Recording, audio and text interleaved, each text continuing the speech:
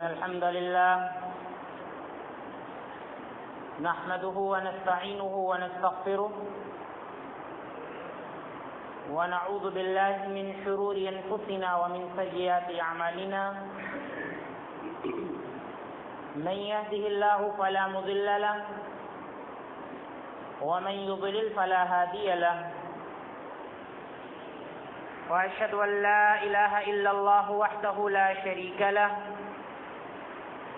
وأشهد أن محمدا عبده ورسوله أما بعد فإن خير الحديث كتاب الله وخير الهدي هدي محمد صلى الله عليه وسلم وشر الأمور محدثاتها وكل محدثة بدعة وكل بدعة ضلالة وكل ضلالة في النار. أعوذ بالله من الشيطان الرجيم. بسم الله الرحمن الرحيم. فخلف من بعدهم خلف أضاعوا الصلاة واتبعوا الشهوات فسوف يلقون غيا. وقال الله تبارك وتعالى فويل للمصلين الذين هم عن صلاتهم ساهون الذين هم يراءون وَيَمْنَعُونَ الْمَاعُونَ. محترم اسلامی و دینی بھائیوں، گزشتہ خطبہ جمعہ میں آپ کے سامنے یہ بات آئی تھی کہ آخرت میں اسلام کا جو سب سے اہم دوسرا فریضہ ہے یعنی نماز، اس کے تعلق سے بھی پوچھا جائے گا، بلکہ حقوق اللہ میں سب سے پہلے اسی عمل کے بارے میں ہم سے سوال کیا جائے گا. اسی موضوع سے متعلق کچھ اور بھی باتیں ہیں، کچھ غلط فہمیاں ہیں جن کو ہم آج کے خطبے میں آپ کے سامنے بیان کرنا چاہتے ہیں. تو ابھی کچھ اور آیات ہیں کہ جن میں اللہ تعالیٰ نے بے نمازیوں کا ذکر کیا ہے، ان آیات کا ہم ذکر کر رہے ہیں. اللہ تعالیٰ سورہ مریم آیت نمبر 59 میں فرماتا ہے کہ فَخَلَفَ مِن بَعْدِهِمْ خَلْفٌ أَضَاعُوا الصَّلَاةَ وَاتَّبَعُوا الشَّهَوَاتِ فَسَوْفَ يَلْقَوْنَ غَيًّا. اس آیت سے پہلے اللہ تعالیٰ نے اپنے نیک بندوں کا ذکر کیا ہے، نبیوں کا ذکر کیا ہے. اس کے بعد نبیوں میں جو لوگ ہدایت یافتہ تھے ان کا ذکر کیا ہے. نوح علیہ السلام کی کشتی میں جو لوگ بیٹھے تھے، سوار ہوئے تھے، اللہ تعالیٰ نے ان کا ذکر کیا ہے. ان تمام لوگوں کا ذکر کرنے کے بعد اللہ تعالیٰ فرماتا ہے کہ اذا تتلی علیہم آیات الرحمن خروا سجدا وبکیا، کہ یہ لوگ ایسے تھے کہ جب ان کے سامنے اللہ تعالیٰ کی آیتیں پڑھی جاتی تھیں، اللہ تعالیٰ کی آیتوں کی جب تلاوت ہوتی تھی تو خروا سجدا، یہ لوگ سجدے میں گر جاتے تھے، وبکیا، اور رونے لگتے تھے.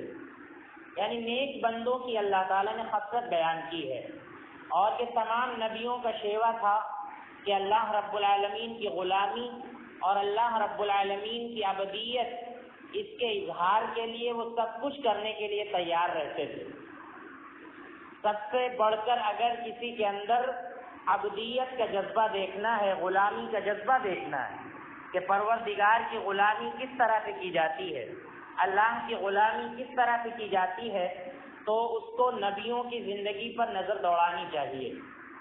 چاہے جو بھی آپ نبی لے لیں، اللہ کے بڑے ہی برگزیدہ پیغمبر حضرت سلیمان علیہ السلام گزرے ہیں، جن کو اللہ تعالیٰ نے بڑی قوت عطا فرمائی تھی، بڑی طاقت عطا فرمائی تھی، لیکن ان کے اندر ذرا بھی تکبر نہیں، ذرا بھی بڑائی نہیں. پرندوں کی بولی یہ سمجھتے تھے. ہوا کے بارے میں اللہ نے فرمایا کہ سلیمان جہاں چاہتے تھے وہاں پہ ہوا چلا لیتے تھے. اللہ نے اتنا پاور، اتنی طاقت ان کو دے رکھی تھی. اللہ رب العالمین نے ان کو بڑی صلاحیتوں سے نوازا تھا. چینٹیوں کی بولی یہ سمجھتے تھے.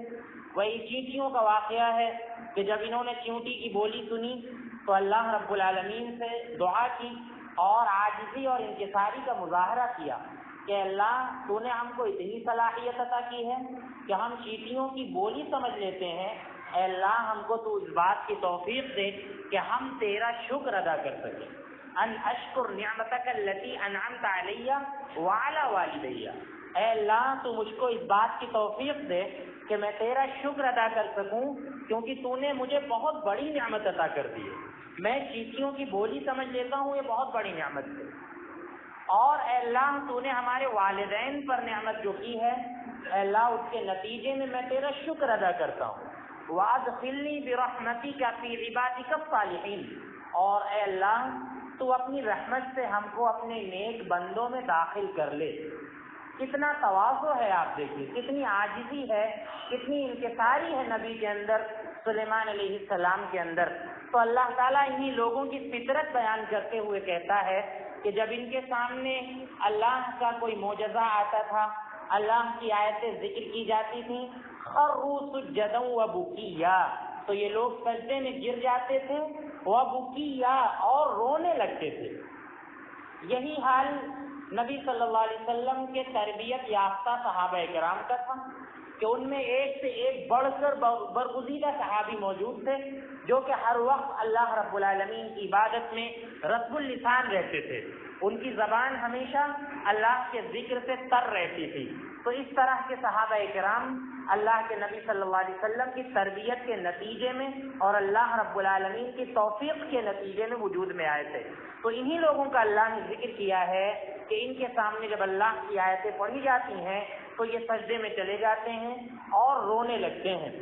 اس کے بعد اللہ تعالیٰ نے کچھ ایسے لوگوں کا ذکر کیا ہے جنہوں نے اپنے نفس کی پیروی کی، یعنی وہ غلام بن گئے اپنے نفس کے، ان کے نفس نے جو چاہا، ان کے دل نے جو چاہا وہ کیا، اللہ نے ان کا ذکر کیا۔ اللہ فرماتا ہے کہ فَخَلَفَ مِن بَعْدِهِمْ خَلْفٌ، ان نیک لوگوں کے بعد کچھ ایسے برے لوگ آئے، اضاعوا الصلاۃ، جنہوں نے نمازوں کو ضائع کرنا شروع کر دیا، واتبعوا الشہوات، اور اپنی خواہش کی پیروی کی، یعنی اپنی مرضی کے پیچھے چلے، جیسا ان کے دل نے چاہا، جیسا شیطان نے ان کے دل میں وسوسہ ڈالا وہ کام انہوں نے کیا۔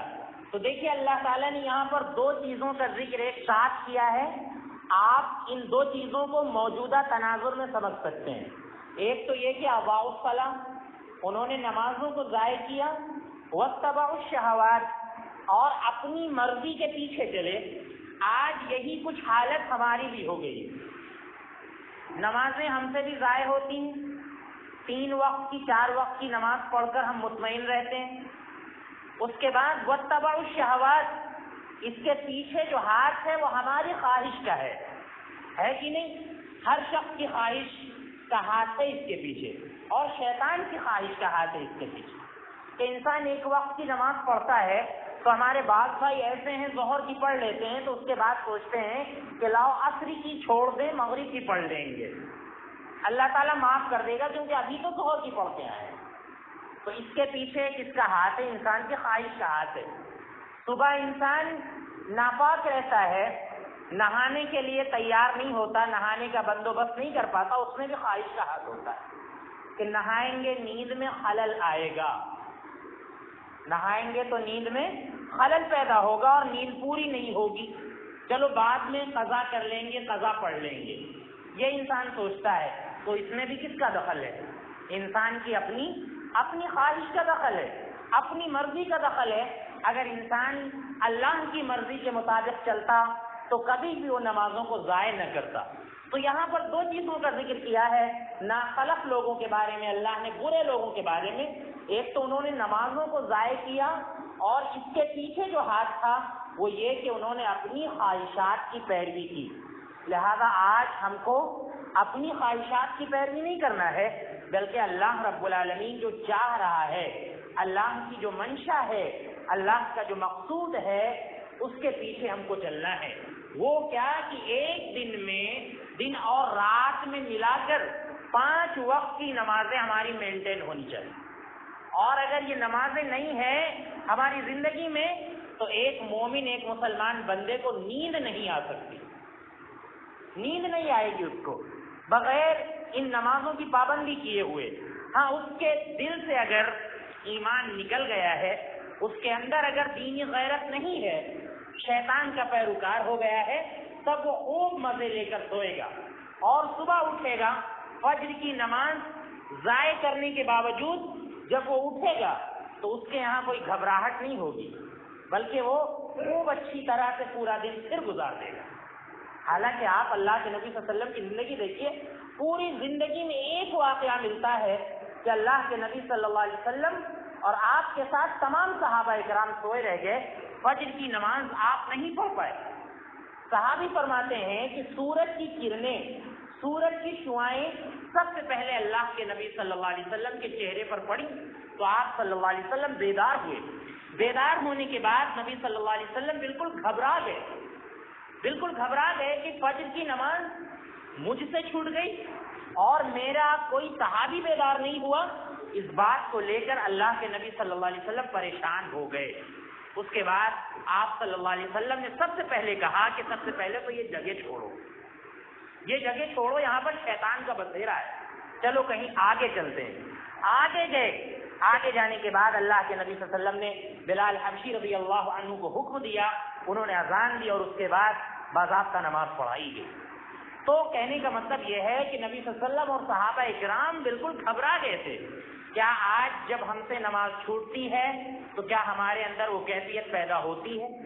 اگر نہیں پیدا ہوتی تو ہم اپنے ایمان کو ٹٹولیں، ہم اپنے آپ کو دیکھیں، اپنے آپ کا تزکیہ کریں اور اکثر نو ہم اپنے ایمان کی تجدید کریں، کلمہ پڑھیں، کلمے کی حقیقت کو سمجھیں کہ اللہ کا کلمہ پڑھنے کے بعد بھی اور نبی کو رسول ماننے کے بعد بھی ہم اللہ اور اس کے رسول کے فرما بردار نہیں بن پائے تو پھر انسان کے کلمہ پڑھنے کا کیا فائدہ ہے؟ اس کے بعد توبہ کرے اور نماز کی پابندی پھر سے وہ شروع کرے۔ تو اللہ نے فرمایا کہ فَخَلَفَ مِن بَعْدِهِمْ خَلْفٌ أَضَاعُوا الصَّلَاةَ وَاتَّبَعُوا الشَّهَوَاتِ فَسَوْفَ يَلْقَوْنَ غَيًّا۔ اللہ فرماتا ہے کہ ان قریب ایسے لوگ غیّا نام کی ایک گھاٹی میں داخل ہوں گے۔ جہنم میں ایک گھاٹی ہے، اس کا نام ہے غیّا، اس کے اندر اللہ تعالیٰ ایسے ہی گمراہ لوگوں کو داخل کرے گا جنہوں نے دنیا کے اندر نمازوں کو ضائع کیا ہوگا اور اپنی خواہشات کی پیروی کی ہوگی۔ لیکن اس کے بعد بھی اللہ تعالیٰ کہتا ہے کہ اگر ہم اس دنیا کے اندر نماز چھوڑنے کے بعد زندہ ہیں تو یہ اللہ رب العالمین کی بہت بڑی نعمت ہے۔ سمجھ کہ نماز چھوڑنے کے بعد، نمازوں کو ضائع کرنے کے بعد اللہ تعالیٰ نے ہم کو ابھی اس دنیا میں زندہ رکھا ہے، توبہ کرنے کا پورا موقع اللہ تعالیٰ نے ہم کو دیا ہے۔ ہم اپنے ایمان کی قدر کر لیں، اپنے ایمان کی اہمیت کو سمجھ لیں۔ اور اگر میرے بھائیوں ایمان کی اہمیت کو سمجھنا ہے تو قرآن کریم کی صرف ایک آیت پر آپ غور کر لیں، ایمان کی اہمیت سمجھ میں آ جائے گی۔ اللہ تعالیٰ فرماتا ہے کہ ان الذین کفروا وماتوا وهم کفار فلن يقبل من احدهم ملء الارض ذهبا ولو افتدى به، کہ جو لوگ اس دنیا سے مر کر چلے گئے، وماتوا وهم کفار، اور وہ کافر تھے، ایمان نہیں لائے، اللہ فرماتا ہے کہ اگر ملء الارض ذهبا، اگر ان کے پاس آخرت میں زمین بھر کر سونا ہو اور وہ اس کو خرچ کرنے کے لیے تیار ہو جائیں، فلن يقبل من، اللہ تعالیٰ ان سے وہ سونا قبول نہیں کرے گا۔ زمین بھر کر سونا ایک کافر اگر اللہ کو دینا چاہے گا کہ اللہ تو مجھے جہنم کی آگ سے نجات دے دے اور یہ میں سونا لٹاتا ہوں تیرے نام پر، تیری راہ میں، اللہ تعالیٰ اس سے وہ سونا قبول نہیں کرے گا۔ تو کتنا قیمتی ہے ہمارا یہ ایمان اور کتنی قیمتی ہے ہماری یہ ایمان کی زندگی کہ اللہ نے ہم کو زندہ رکھا ہے اس دنیا کے اندر گناہ کرنے کے بعد۔ اللہ آگے کہتا ہے اس آیت کے بعد کہ الا من تاب وآمن وعمل صالحا، مگر جن لوگوں نے توبہ کر لیا، وعمل صالحا، اور نیک عمل کر لیا، اللہ فرماتا ہے کہ ایسے لوگ عنقریب جنت میں داخل ہوں۔ اللہ نے اپنی رحمت کا فوراً مظاہرہ کر دیا کہ جو لوگ نمازوں کو ضائع کر رہے ہیں، اپنی خواہشات کے پیچھے ابھی تک چلے ہیں، اللہ نے آپ کو موقع دیا ہے، آپ اللہ سے توبہ کریں، معافی مانگیں اور آئندہ سے آپ نمازوں کی پابندی شروع کر دیں۔ اس کے بعد آپ دیکھیے سورۃ الماعون کی ہم نے آیتیں آپ کے سامنے تلاوت کی۔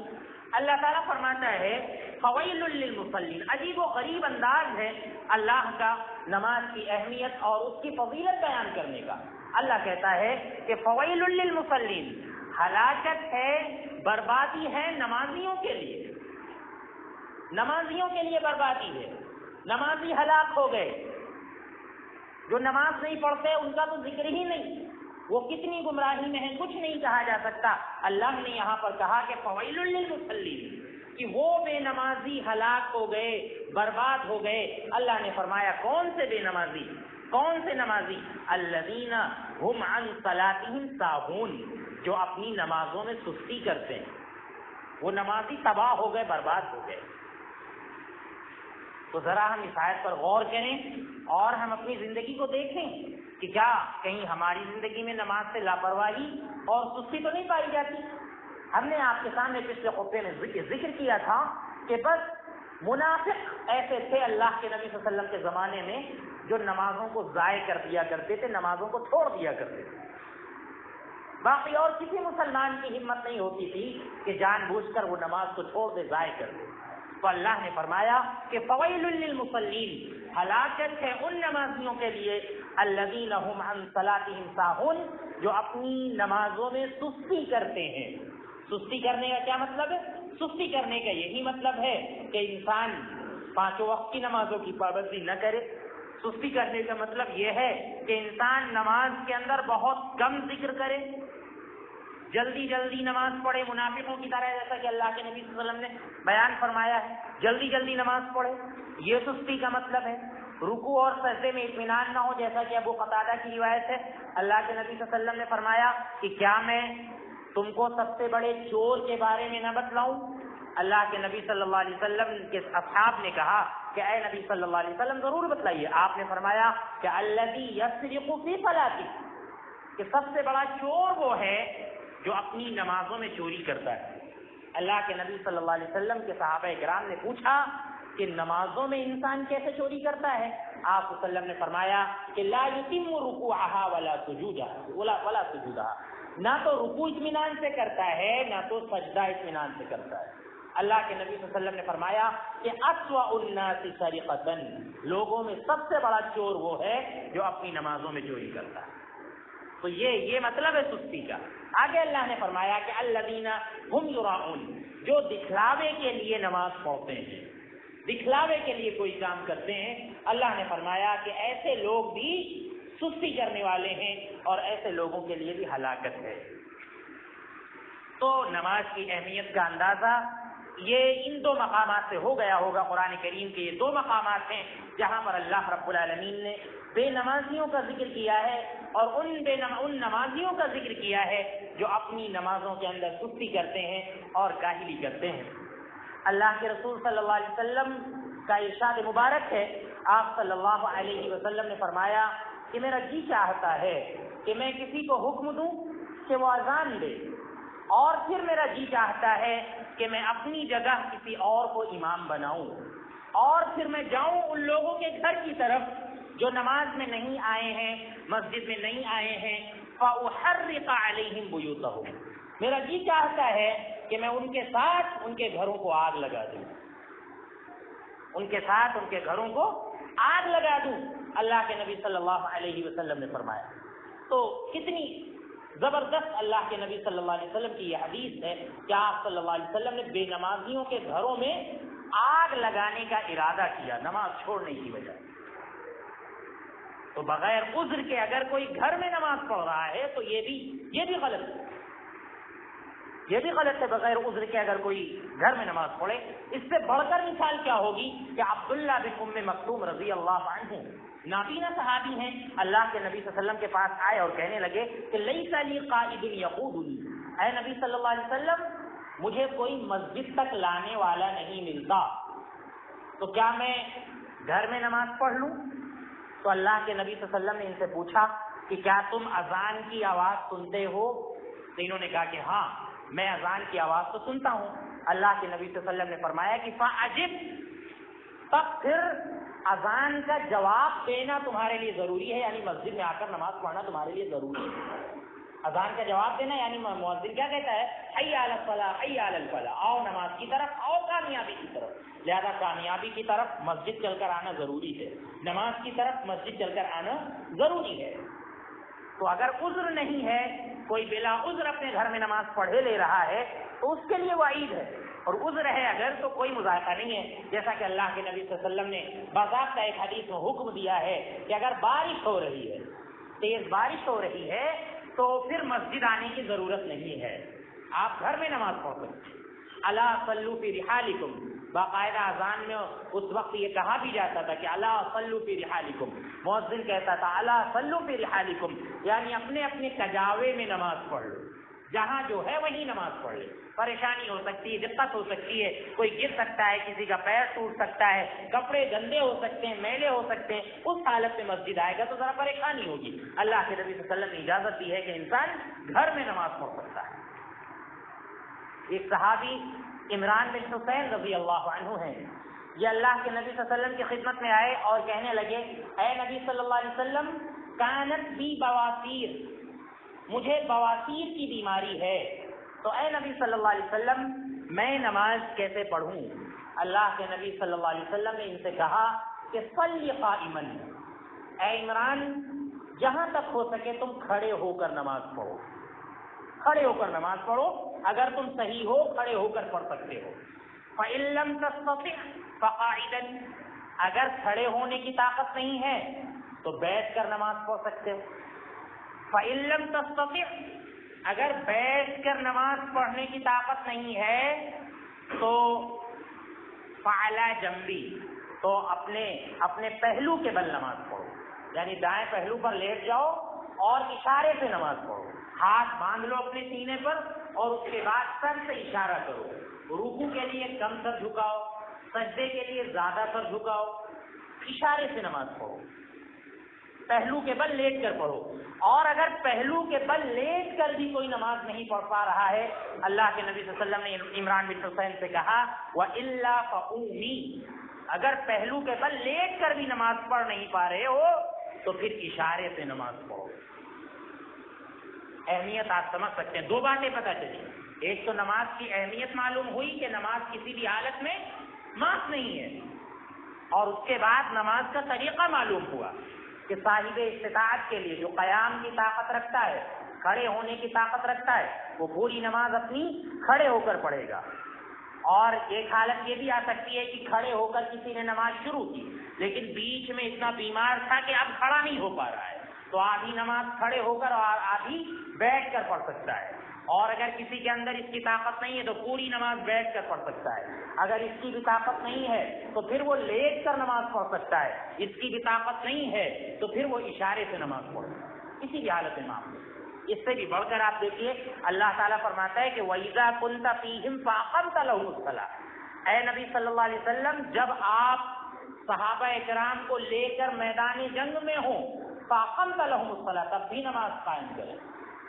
حالت خوف میں بھی نماز معاف نہیں ہے، خوف کی حالت ہے، دشمن حملہ ور ہیں یا حملہ ور ہونے والے ہیں، اس حالت میں بھی نماز معاف نہیں ہے۔ ہاں یہ بات الگ ہے کہ طریقہ بدل جاتا ہے، صلاۃ خوف کا پورا طریقہ موجود ہے کہ وہاں پہ میدان جنگ میں کیسے نماز ادا کی جائے گی، پورا طریقہ اس کا موجود ہے، لیکن نماز معاف نہیں ہے۔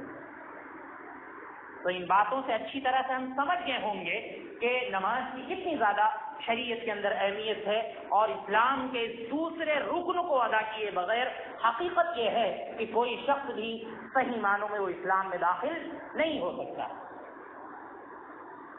اب بات آتی ہے کہ کن لوگوں سے نماز معاف ہے، کن لوگوں سے نماز معاف ہے، تو اللہ کے نبی صلی اللہ علیہ وسلم نے فرمایا کہ رفع القلم عن ثلاث، 3 لوگوں سے قلم اٹھا لیا گیا ہے، مطلب یہ ہے کہ 3 لوگوں کے گناہ نہیں لکھے جاتے ہیں، یعنی 3 لوگوں پر کوئی چیز فرض نہیں ہے۔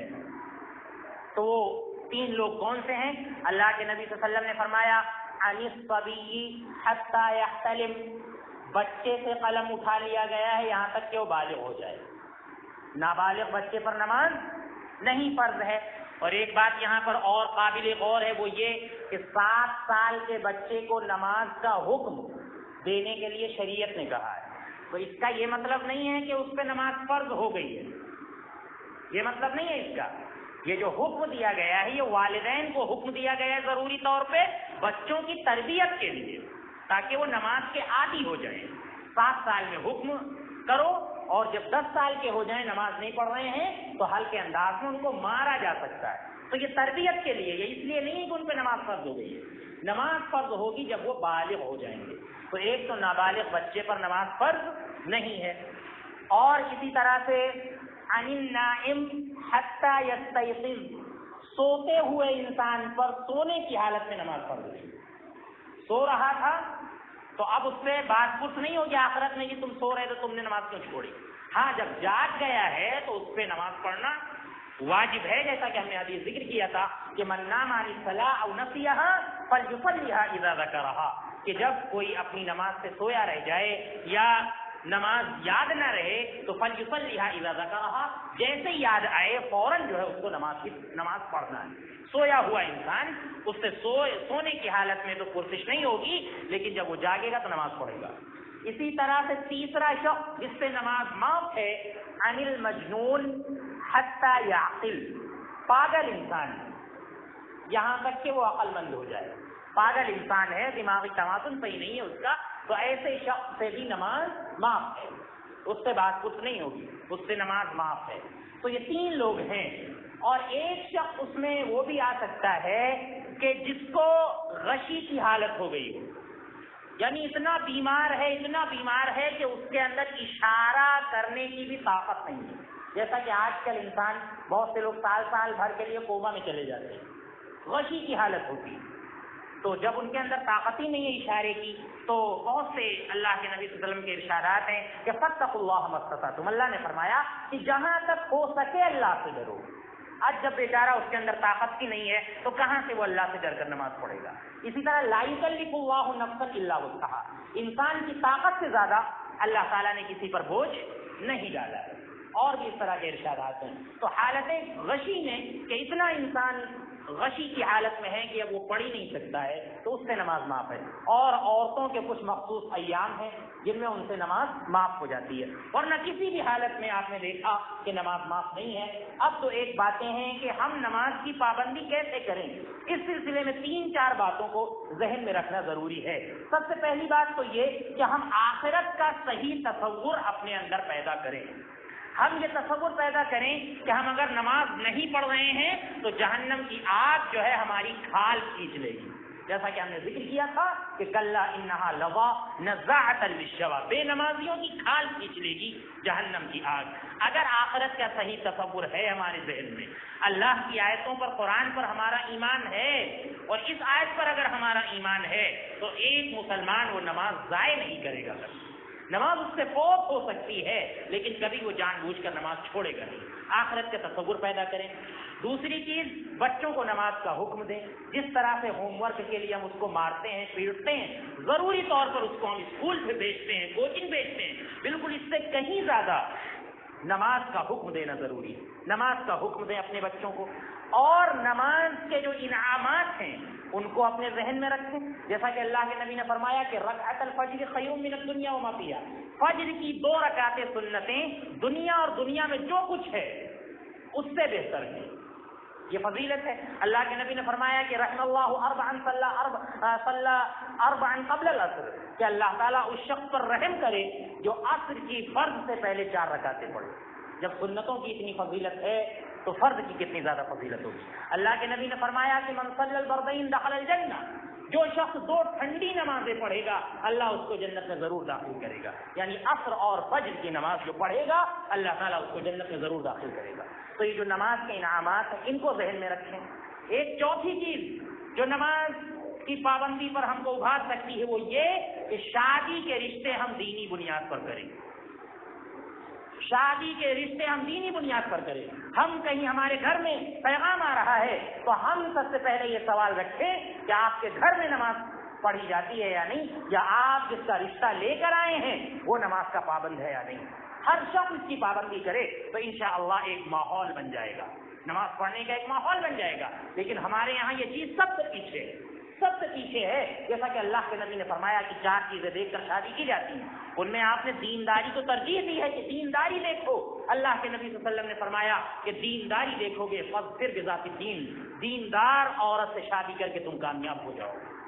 تو ہر شخص یہ دیکھے، دینداری کو آگے رکھے، ہر مسلمان جتنے لوگ بھی یہاں پر بیٹھے ہوئے ہیں، اور آج سب سے یہ کہیں کہ رشتہ اگر ہوگا تو دینی بنیاد پر ہوگا، ہمارے گھر کا اگر رشتہ ہوگا تو دینی بنیاد پر ہوگا۔ ساری چیزیں دیکھ سکتے ہیں آپ، مال دیکھ سکتے ہیں، خوبصورتی دیکھ سکتے ہیں، خاندان دیکھ سکتے ہیں، لیکن اگر ان چیزوں میں کمی ہے اور دینداری میں لڑکی ہے لڑکا آگے ہے تو ہم اپنے بیٹے کی شادی اس سے کر دیں گے۔ دینداری کو آپ آگے رکھیں۔ ایک اور چیز جو نماز کی پابندی پر جو مددگار ثابت ہو سکتی ہے وہ یہ کہ نکاح کے موقع پر جو ہم گواہ بناتے ہیں اس میں قاضی اس بات کا دھیان رکھے کہ بے نمازی کو گواہ نہیں بنائے گا، کیونکہ شریعت میں بے نمازی کی گواہی معتبر ہی نہیں ہے۔ ہمارے یہاں کسی کا بھی نام لکھ دیا جاتا ہے، بس مسلمان نے نام لکھ دیا گیا۔ حقیقت یہ ہے کہ بے نمازی گواہ بن ہی نہیں سکتا شرعی معاملے میں۔ آپ ڈھونڈیں وہاں پر کہ جو نمازی ہوگا وہی گواہ بنے گا، اور لڑکی اور لڑکے کا جو ولی ہے وہ اس بات کا دھیان رکھے کہ ہم اپنے لڑکے اور لڑکی کی شادی میں گواہ اس کو بنائیں گے، ان 2 گواہوں کو بنائیں گے جو نمازوں کے پابند ہوں۔ تو یہ کچھ چیزیں ہیں جن کی ہم پابندی کریں تو انشاءاللہ ہم نماز کے پابند ہو سکتے ہیں۔ اللہ رب العزت ہمیں ان باتوں کو سمجھنے کی اور ان پر عمل کرنے کی توفیق عطا فرمائے۔ اللہ تعالی ہمیں نمازوں کی پابندی کرنے کی توفیق عطا فرمائے۔ اللہ رب العالمین ہمیں اقامت صلاۃ کی توفیق عطا فرمائے۔ اللہ رب العالمین ہمیں سنن و واجبات کا خیال کرتے ہوئے ہمیں نماز کی پابندی کرنے کی توفیق عطا فرمائے۔ اے اللہ ہمیں شریعت کے تمام احکام کی پابندی کرنے کی توفیق عطا فرما۔ اے اللہ ہم میں جو بیمار ہیں انہیں شفاء کاملہ عاجلہ عطا فرما۔ اے اللہ جن بھائیوں نے دعا کی گزارش کی ہے اے اللہ ان کی تمام جائز تمناؤں کو قبول فرما۔ اے اللہ ہم میں سے جو دنیا سے جا چکے ہیں اے اللہ ان کی مغفرت فرما اور جنت میں اعلیٰ مقام عطا فرما۔ اے اللہ جب تک ہمیں اس دنیا میں رکھ، ایمان کی حالت میں رکھ، جب ہم